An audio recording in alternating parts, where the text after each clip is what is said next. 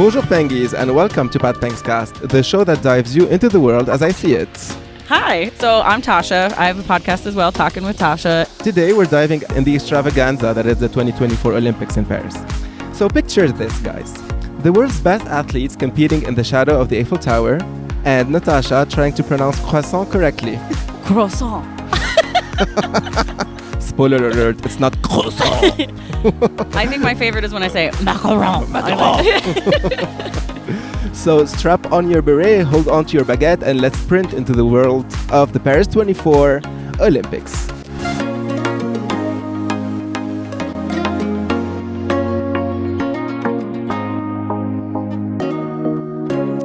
Bonjour, bonjour, bonjour, and welcome to episode 13, the month of August, called Paris Olympics of season 1, pardon my Parisian, of my podcast. And episode 42, I think, of Talking with Tasha. 42 already, yeah. And you have to sing your jingle. Oh, Talking with Tasha, Talking with Tasha, we're talking with Tasha, something like that. It kind of changes every episode. Yeah. I don't know. So Tasha and I would like to welcome Teresa. Hi, everybody. Yeah, she's on her 5th episode at Pat Peng's Cast, along with episode 7, 8, 9, and 10. Pardon my expectations. And I would like to welcome Louis. Hi, Louis. Hello, Pengies. Hello.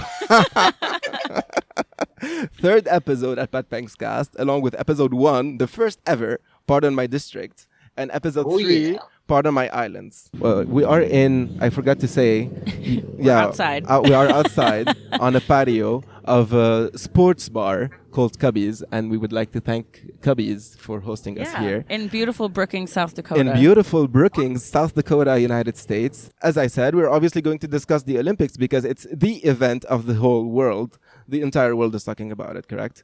And the episode is going to be split into several segments. The first one, general info and context that we will be giving you.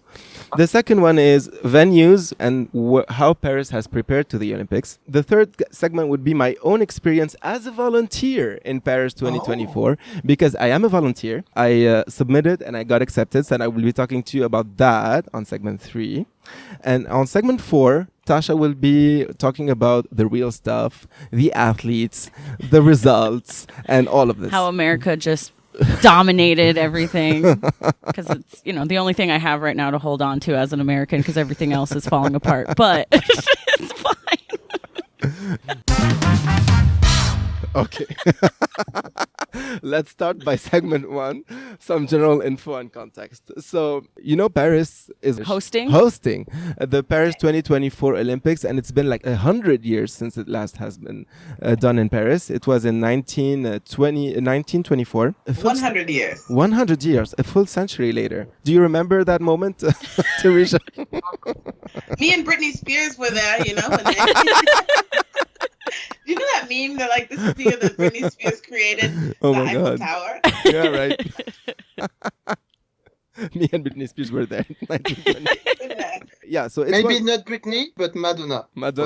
Yeah. Oh, right. maybe. This is more likely. I think what do they say? Stevie Nicks is like a witch, so she might have been there. So. Paris has bid to the 2024 Olympics. They started actually coordinating and putting some effort in it in 2012. They formed the bid in 2015, emphasizing on the qualities of Paris, on the venues that they will be putting in up front, the fact that the venues are so beautiful naturally. The current places and monuments can be adapted to host some of the activities and sports in a way that we can reduce buildings, therefore has a positive impact on the environment. Right. And it's not as wasteful, because other past host cities, they build all this stuff and then they they don't use them ever again. They don't use them anymore. Yeah. Exactly. So they had a whole plan on how they're going to use the infrastructure in the future, and they emphasized also on as we said, on sustainability, on inclusivity, and on as we said, the location. Of course, also one of the best arguments for Paris was the historical and cultural legacy that it has, and also they emphasized on the fact that a lot of the sports, I don't know if you probably know Louis and Teresa since you live there, a lot of the venues are in places where I guess that the games will have a positive impact, because there are places that are not privileged necessarily. So by having the games there, is kind of a economy boost economy to the area. boost to these areas, and it will bring a lot of international people. So it will not only economy but also cultural and social. So it will have a very positive impact on these places. So I'm confident that it's gonna work, and we're gonna see how in the organization later on in the podcast. So on September 13, 2017, the IOC, which is the International Olympic Committee, has awarded Paris the 2024 Olympics during its session in Peru, in Lima. I don't know if you guys remember that moment when Paris was awarded that, but I do. And a lot of people were like, we're never going to be ready. No, it's never going to happen. Yeah, I mean, were they ready then? How will they ever be ready? I don't think so, but and it's very French. The traditional positivity of Teresa. Yeah. Right, but somebody said recently there was one. It was like it's not an échec, like it's not a failure. It's just that we're not going to be able to make it happen. When they were talking about the swimming and like being able to swim in the Seine, right? Yeah, right. It was just like, we spent 1.5 million euros. It's a lot of lip service, I think. Like, oh, it's a beautiful place. We have all these things, blah, blah, blah. This infrastructure. And it's just still some folding chairs, like, in front of the Seine. It feels like a little bit. Because remember in the beginning, they were like, there's going to be, like, hovering taxis on the Seine. And, like, there's going to be all of these crazy things. Well, I'm sure the river in general is even, like, New York City, the Hudson River. Like, nobody goes in the Hudson River. You know what I mean? Like, they're not... Yeah, but they were making a lot of progress in the Seine River at some point. So, were they? Okay. Yeah, they were. But I mean... 1.5 million euros worth of progress, but it still wasn't enough. Well, good luck. Hello? Good luck to those swimmers, because the triathlon is one of those things. I think they're all kind of crazy anyway. So. Yeah. Anyway. Yeah, they don't want to get a rash, right? We're gonna get into that. Okay. So just as a reminder, let's go back to the organization. So we have the International Olympic Committee, and we have also the International Paralympic Committee, because we know that Paris is hosting the Olympics and the Paralympics. They are the head of the organizations, and they give the milestones and blah blah blah blah blah blah. But however, they are not the only ones in the deal. The department that works on organizing the sports section of the Olympics within the IOC is called the sport department, and that sport department has a billion of other departments, like the competition pool, the operations team that covers the international federations, the presentation team so that everything looks good and beautiful on the screens and so on. The mass event, because we know that the Olympics have also a sort of a marathon. And this year we will have like a lot of people running in the city. So there is a dedicated team in the sport department of the IOC that is dedicated to this marathon called the mass event. There's obviously the anti-doping team. And the people who are involved are myself as a volunteer, right. And we are 45,000. Yeah. Yes, we are 45,000 volunteer, and within the different venues, we are distributed in the different venues of where the sports will happen, but also the opening ceremony, which we're gonna talk about, and the closing ceremony, obviously, and even within the city. There will be volunteers just guiding tourists within the city. Just lost people. In the metro station. Help me, I don't know where I'm going. Yeah, help me. I'm not finding my way. Where this RERC is taking me, because I have no clue. Yeah, so, yeah. So it's these people are dedicated to that. So obviously the delegations, there are 200 delegations from which the United States. From all over the world, yes. 15,000. USA. Tasha was asking me yesterday, like, the French team is known for winning what exactly in the Olympics? And he's like, I'll have to look it up. I was like, okay, it's good that you asked this question yesterday so that I have the night to Google it. Well, let's start over, because like as an American, we're kind of, especially for Summer Olympics, we're known for basketball, gymnastics, swimming.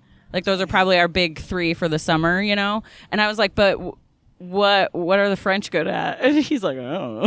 I don't know, but I made my research. Swimming is something, and fencing is something like. I thought fencing, but I didn't know if that was too like stereotypical. It is. It is stereotypical, and it's true. Fencing being escrime for the French speakers. No, it's not about being fancy. Just true. but yeah, we excel at that. Okay. But also swimming and also horse riding. Oh, okay, like Yeah. equestrian Yeah, stuff. equestrian. Mhm. Yeah. Well, that's it. I answered your question. There you go. Now we know. Now we know. The ChatGPT answered Yeah, your question. yeah. Not me. I've asked people the same question often. And I was like, so you guys are hosting the games, but like, are you planning to win any medals? You know? And that was kind of one of the reasons I was interested to talk to all of you, to just get a different perspective on the Olympics. Because in America, don't get me wrong, not everybody's as obsessed with it as I am, but it will be on like every TV. It is still a thing. Watching the trials, even like the people making it on teams, is a big deal. Yeah. You know, like we do kind of come together during the Olympics to. Well, but it wasn't it kind of not a Cold War thing, but it was kind of like, you know, back in the day, it was like, oh, like the Olympics, like Russia winning a lot of medals, the U.S. winning more medals. Are we winning more or less than like Russia or whatever, the USSR at that point? And so it's kind of another way to like one up Right, the other right. side, you know? Well, and I think a lot of times people try to say like, don't make the Olympics political, but it always is a little bit. You know, there's been times that countries have not gone to an Olympics depending who is hosting, or when people win medals, sometimes, you know, there's acts of protest even on the Which is the case for Russia this time. As yeah, well, right? yeah. But I mean, the famous picture of I think it was track athletes with their fists in the air, Yeah, like that was exactly. the Olympics in Germany, right? Was that a Berlin? I think. But yeah, there's always, in the last Winter Olympics were right before Russia invaded Ukraine, and I remember a lot of the Ukrainian athletes were, you know, nervous, obviously, but had a lot of pride. The few medals they did win, they took their platform to say something, or you know what I mean? Like it's always there, some of that stuff. True. The athletes, I was saying, so 15,200 delegations, 45,000 volunteers, 4,500 employees, 20,000 journalists, a lot of coverage, 3 billion audience, like almost half of the world's population. I know, it's a lot. It's crazy. Crazy. Yeah. And I just read yesterday on the paper that Paris has beaten the record of selling tickets. Oh. 8.6 million tickets has been sold versus 8.3 in Atlanta in 1996. Yeah. I have a question, because I thought I read somewhere, are some of the events free? Are they actually selling tickets, or were some of them like general admission? So there are some places where you can go, from what I understood, no? But like on Place de la Concorde, for instance, there will be like a skateboard and I think like basketball, but for small teams. Yeah. So from what I read online is that these will be free. So you can get tickets online, yes. Right, because no. I'm sure like the final game for the basketball, they're not going to give those away for free, but No. it takes a because- while to get to that. Yeah. So, you know. But these are like smaller teams of basketball, you know. It's not like the actual basketball. I don't think the actual basketball would be free. But it's just like There is this a outdoor 3-on-3 one. Yeah, there's a. Yes, It was I new think in the it will last be- Olympics. I forget what it's called, but yeah, it's like just So 3. it's that. I thought there Yes. was like a lottery, no? Wasn't there like a lottery for tickets as well, like Yes, from the at the city? beginning. Yeah, there is a lot. Like I see on my Instagram page, there's a lottery for winning tickets every single time I open my Instagram. Follow us on this and subscribe to that, and you will win 2 tickets for this and that. Yeah. Yeah. And even last night, I don't know if I'm jumping ahead because he plans so many things, and then I just jump in and do whatever. No problem. But even last night, I was like, I'm so excited. Like, I was Yes. trying to ask him where he was going to be volunteering at, because I was like, Yeah, oh you're my jumping. gosh, what if you see Simone? And he looks at me like, who's that? And I'm like, Who's Simone Biles. Like, what do you Simone mean? Who's Simone. I'm really not into sports. I'm really not. She revolutionized gymnastics. Yeah, She and- saved all those women. And she's like, and even all that aside, because that is a whole other that could be a whole other podcast, the USA Gymnastics. But she's like 27, and for gymnastics, that's like grandma. Like that is, that is old for gymnastics. 27 is grandma. Oh For my gymnastics, Oh it my is. God. So old. They're like literally 12 years I old. feel Like, so old. Yeah, but she's still at the top of her game at 27, which most but that people was like don't compete at 27 in gymnastics, But that was the whole thing with the coaches, right? Like the coaches were like pretty much pushing them out like Yeah. super young as well to like get in this new crop or whatever. But Yeah. Yeah. But no, no offense to the French here, but but our gymnastics team, I really don't know as much about the men, but our women's gymnastics team, even when I watched the trials to make the team, the entire like top 20 was amazing. Like they all could have. I was just watching it like we are gonna kick ass in this. Like it's not. I mean, Simone is amazing, but like the entire team is just so good. Like I don't even.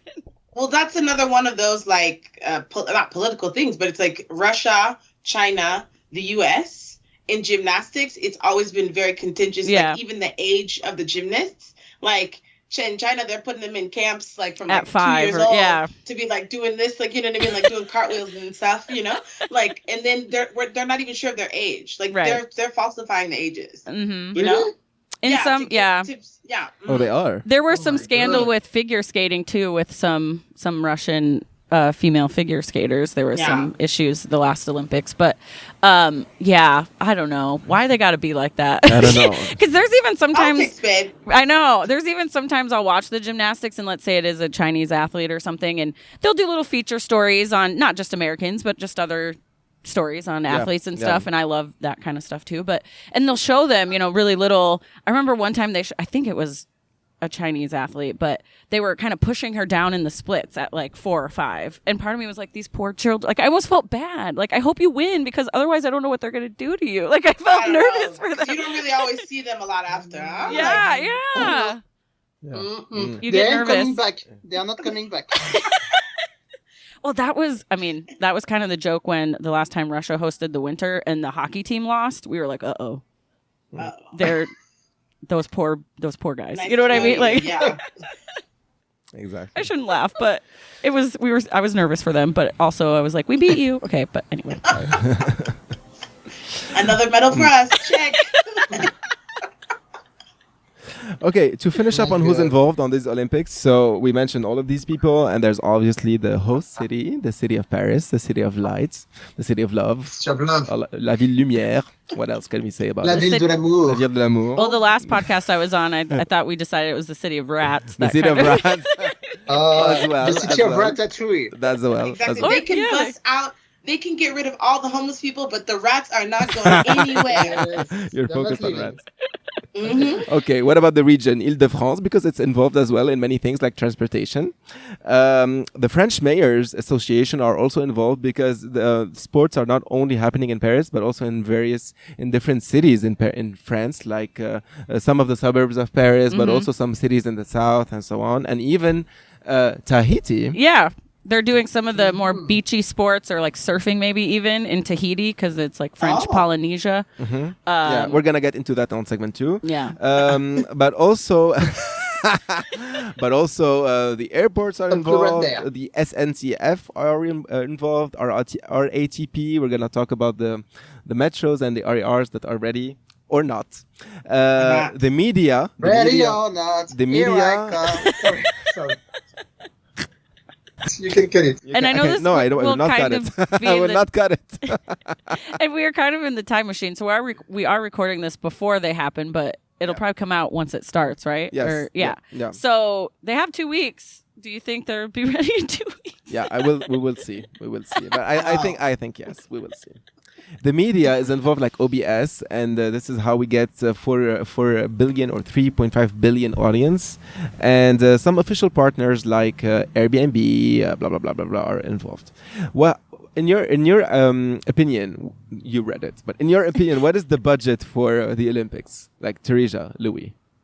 I think wasn't it like 3 billion?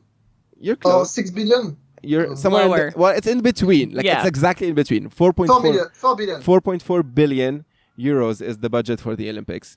You can't see it. You can't see. like, hello? Hello? Where is it? I want my Put that money. in their pocket. Somebody's on vacation. Anne Hidalgo? Sure. Who's on vacation? Well, and it's funny you say that because I think a lot of American or even just people coming to Paris, because it is just this like sort of older fancy city, like a lot of it's going to look impressive to people no matter what, you know. But I think with every Olympics you'll see footage of the Olympic Village where the athletes are staying and their beds are like made out of cardboard and you're like, this is the best they could give them or something, you know. But when you're housing that many people, where do you put them? 15,000. But then I also know that like LeBron James, Simone Biles, like they are not staying there. Like they're somewhere else. But yeah, they're not staying in the village. You mean? Yeah, like in the village. Yeah. They will have their own hotel. Yes, room. I'm sure they have a nice 5-star something somewhere. Plaza Athénée. So yeah, 4.4 billion. We'll see where this goes. Well, Teresa is never confident, right? I have a guess. Person, She's a realist. She's a realist, maybe. I have a guess. Yes. Go in the Seine. Just like the mayor. Just like that. Just like the mayor. People to swim in it, no? If they were like, there's 4.4 billion euros Yeah, at the bottom of the Seine. There we go. I'll get out there. I'll swim. Me too. Okay. So that was the end of segment 1. Segment 2 will be talking about the venues and how Paris has prepared to the Olympics. Segment 3 will be me talking with you guys about my experience as a volunteer in the Paris 24 experience of the Olympics, because as you know, I got hired as a volunteer. Heads up, it's going to be in the Aquatic Center for the diving sport activities, so I'm very looking forward to it, and the next episode I will be talking about that in a very detailed way. Can't wait. Yeah, so stay tuned. Bye. Bye. Keep running, keep swimming, and keep in mind that if you like this episode, you could subscribe to my podcast on the platform you're listening from. And Rami, Amazon Music, Apple Podcast, Deezer, Spotify, and YouTube. You'll also find all the information on my website, patricksayek.com/podbankscast. Also, please send me some feedback on this episode or on the podcast in general, or if you have anything to add on your own experience on the Olympics. It would be a pleasure to read your comments. See you next episode. See you in the next episode, Pengies.